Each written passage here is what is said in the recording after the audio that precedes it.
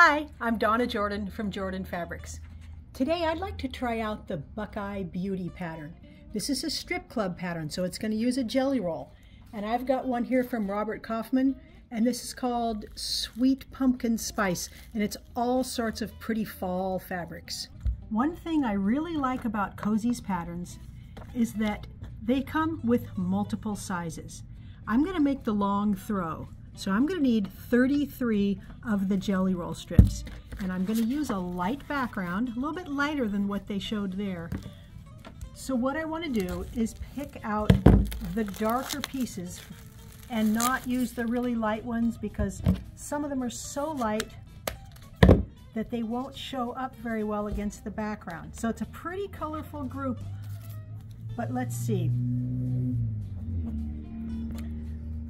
These ones I won't use, so let me go ahead and pick out 33 and we'll get the cutting started. There's all the strips we're going to use, and there actually isn't any sub-cutting for the strips. We're going to leave them all long. We're just going to cut some strips out of the background. I can't give you all the sizes because it's not my pattern, but Cozy's patterns are always so easy to follow. You won't have any trouble getting all the sizes you need.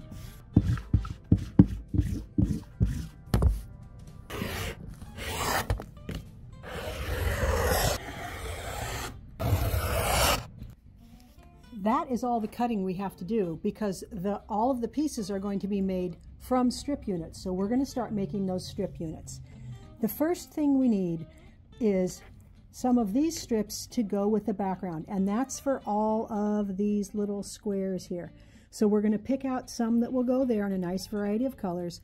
Then with the rest of the strips, we're going to be putting two together. So we're going to be sewing two of these together, and those are going to make all of these guys here. You probably can't see very well in the picture, but there's a little teeny patchwork thing in the middle. So these are all made from strip units as well. So again, you want a variety of colors there.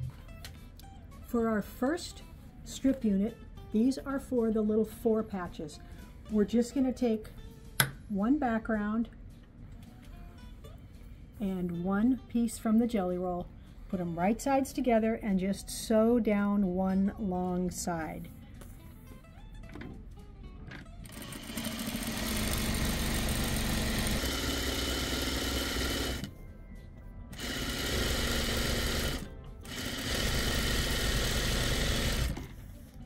Now we want to finger press the seam allowance toward the darker color.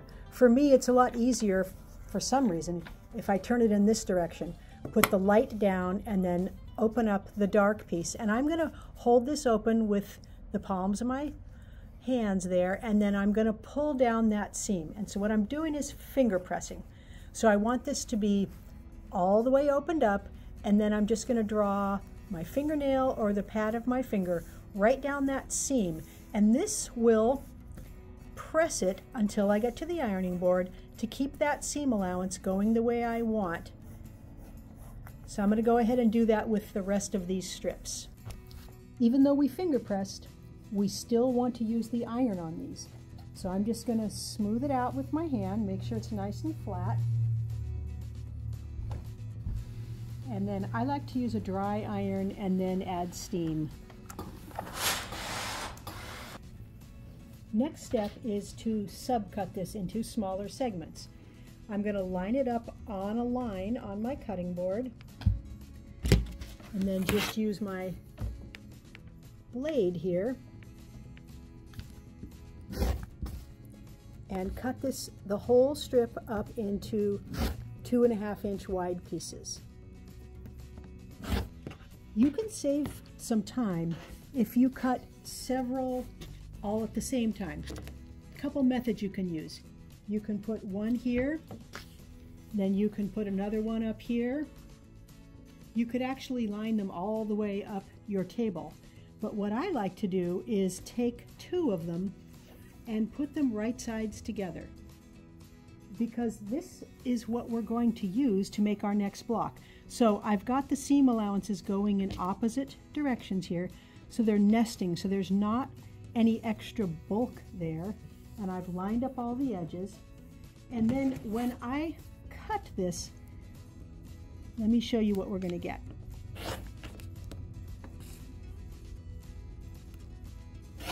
we have two pieces now that are going to get sewn together right here. The pieces are lined up, they're nested, and that's going to make our 4-patch block. So if I stack this like this, I can cut all the way down, and these will all make the same block. And that's okay. If you like to mix up your fabric so that every block is different, you can, but we're still going to have, I think we're going to have 6 different block combinations, and that's enough variety for me. Plus it saves so much time, because even if I pick these up and they get moved a little bit, they're almost exactly in the right position for me to stitch them together. All we have to do now is make sure our edges are lined up and our seam allowances are coming together right at that intersection there, and stitch along this edge.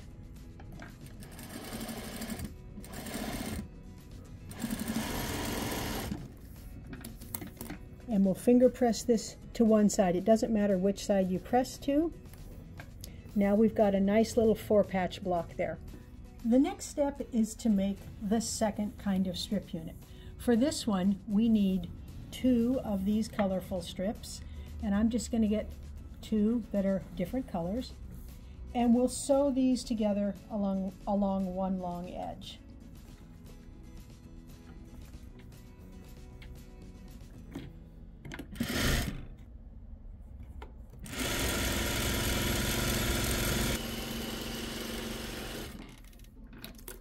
I'm going to press the seam allowance to one side, and I like to pick the darker color to press toward.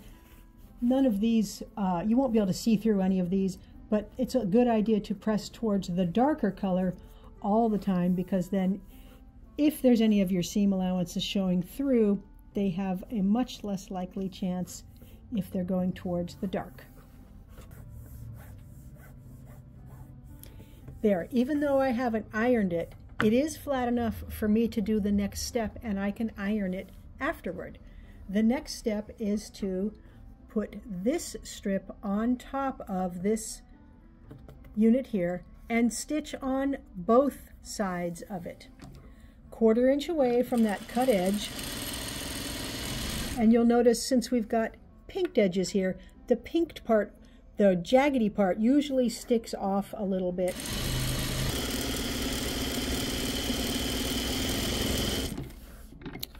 Now I'll just swing it around and sew down the other side. It's important to not stretch anything and make sure that none of the fabrics move as you're sewing. So I like to grab it way far away from the needle there, hold on down here, and that keeps anything from traveling, and then the strip unit will be nice and flat. Be sure to give this a little ironing here.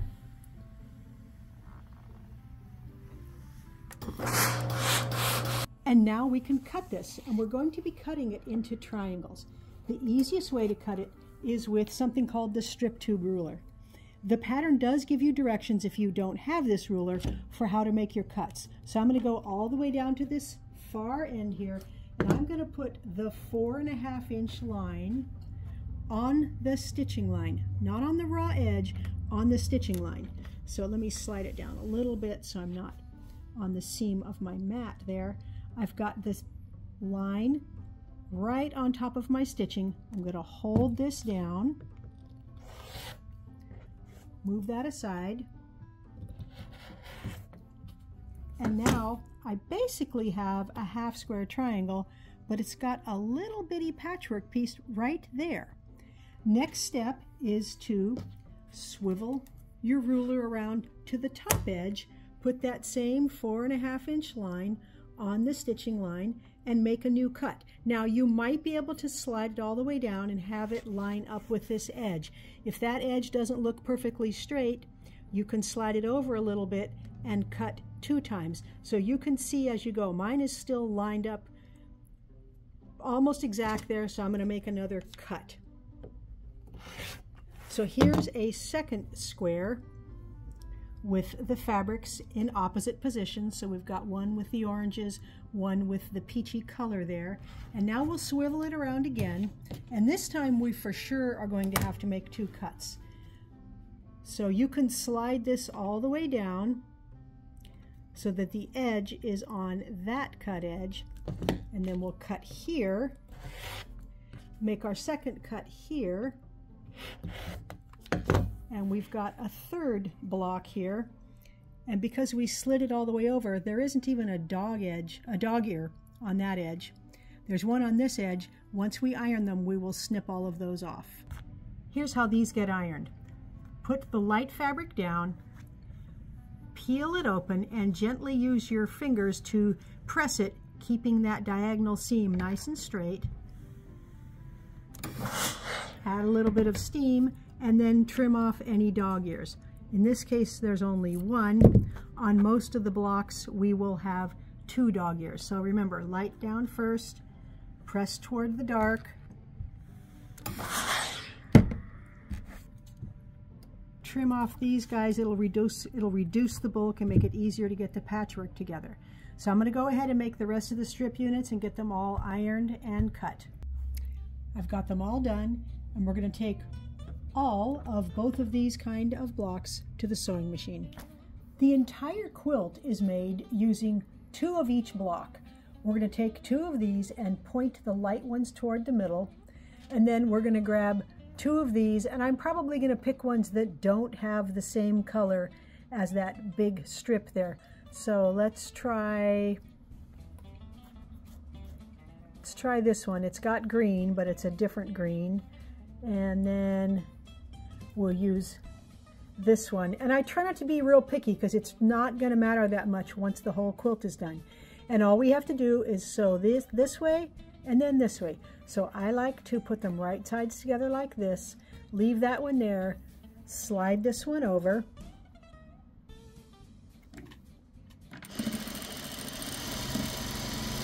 and I usually leave that on the machine with just a little trail of thread between, and then slide the bottom half over and stitch it, because that way I don't have to worry if I've got one turned the wrong way or spun or anything like that. So we're going to press the seam allowance away from we're going to press it toward this big triangle. So I'm just going to finger press right now. And then we'll press this bottom one again toward the triangle. Then it's very easy to match that center intersection there.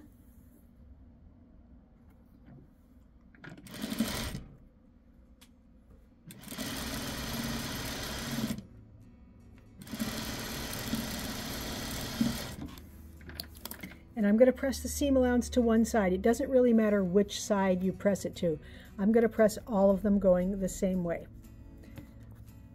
Once we have 4 of these done, I'll show you what a bigger block is going to look like.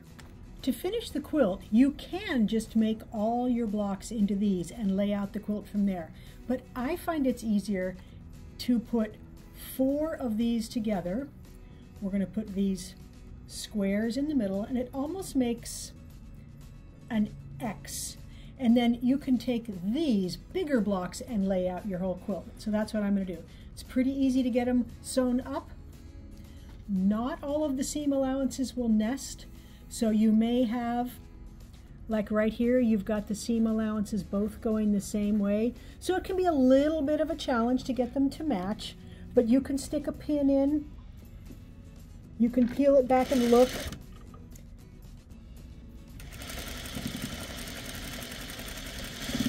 Same thing right here at this intersection. Sometimes they will nest, like right here, these are nesting. Sometimes they won't.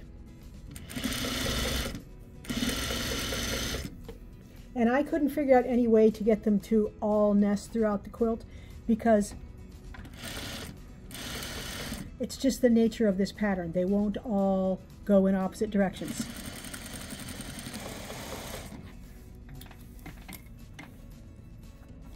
I'm going to press this one to the right,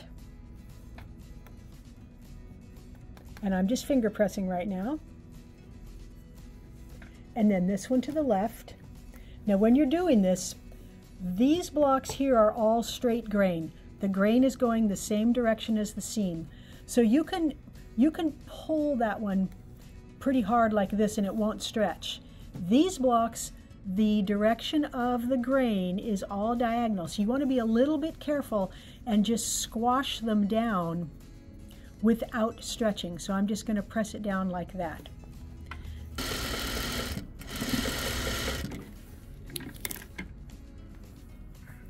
There, now we're getting a pretty good idea of what one big block is going to look like. So for the size I'm making, I think I've got to make 12 of these. And so then once I get all 12 done, we'll lay them on the table and then we can see what the whole pattern looks like. Now that these big blocks are done, we can get an idea of what the quilt is going to look like really quickly. And it makes a very interesting secondary pattern. So each one of the blocks looks like it has kind of an X in the middle. But when you put them together, these pieces come and make a bigger diamond effect. There. It's very easy to get the colors balanced because no matter how you turn the block, it's going to fit. So if you want to make sure you don't get two of the same fabrics next to themselves, you can always turn the blocks. It's pretty easy to get those colors sprinkled throughout. I want to show you something about when you put your 4 blocks together into this bigger block. Remember I mentioned that the seam allowances were not all going to nest. So sometimes, like right here, I flipped that one over, and right here, I flipped that one over as I was sewing these together because there was too much bulk right there, and I was having trouble getting everything to match. So I think it's important for these to match up. And when the seam allowances are nesting, it's pretty easy. When they're both going the same way, it's hard to get them to match up. It's not perfect there, it's pretty good there, it's pretty good there. The matching doesn't matter as much on these points, but I flipped some of these anyway so that it wasn't too bulky right there. So you can get very picky if you like and take things out right there and make them match better. That's close enough for me, but I just found that flipping some of those seam allowances as I came to them so that they did nest right here, they're going in different directions, made it a little bit easier to get it nice and matched. I've got the quilt all loaded on the machine and it's time to pick a thread color. I'm actually pretty sure that I will use one of the golds, but let's look at all the colors because once in a while when I reel them off, I do change my mind. This matches wonderfully well. It's a little dark in the light areas. This nice soft green, that might work. It actually blends in really well on the light. Rust, there's a lot of rust in all of the patches. It's a little bit dark for me in those light areas, and here's the 2 gold colors. So this is a lighter one. It's not going to show much in there. It's not going to show much in the prints. And then this one's just a little bit deeper. Neither one is going to show very much, but I do think I'm going to go with this lightest gold. For the quilting pattern, I have this beautiful one with all these different leaves, and I think that will look so good on this patchwork.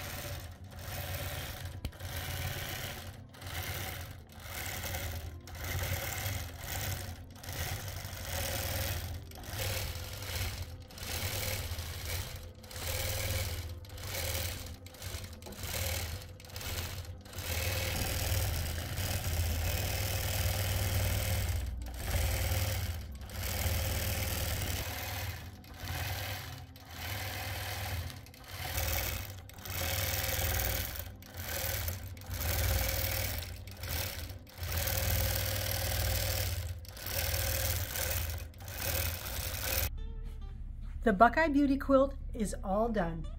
Very happy with how it turned out. I like that when you put all the blocks together, you see almost chains of patchwork going on the diagonals, and then where these 4 pieces come together, look at this little teeny patchwork you get here.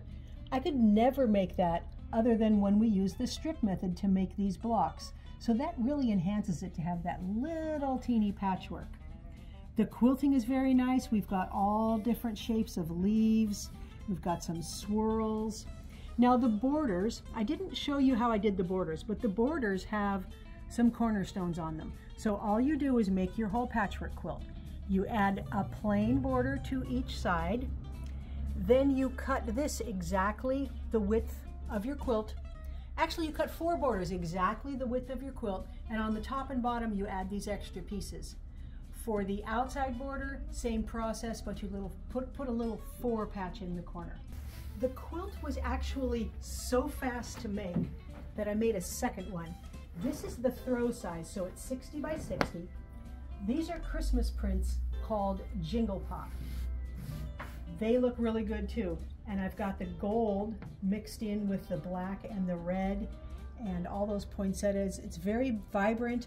This would make a great blanket to put on the back of your couch for the whole holiday season. For me, I think that I like the fall quilt a little better. It might be partially because the backside has this awesome print with candles and pumpkins and leaves, but I'd be interested to know, which one do you like better? The Christmas version or the autumn version? Let me know in the comments. Thanks so much for watching our video today. We hope you enjoyed it. Now at the end of each video, we like to do a giveaway. Today's giveaway is a quilt called Cutting Corners. This is actually made all with one fabric. It's a striped gradiated batik from Robert Kaufman, and all these different colors come from just this same block. It's very easy to make. We have a free pattern. We have a video to show you how.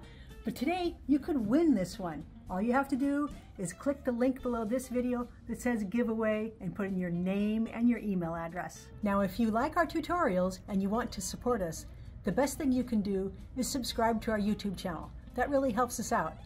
Happy quilting!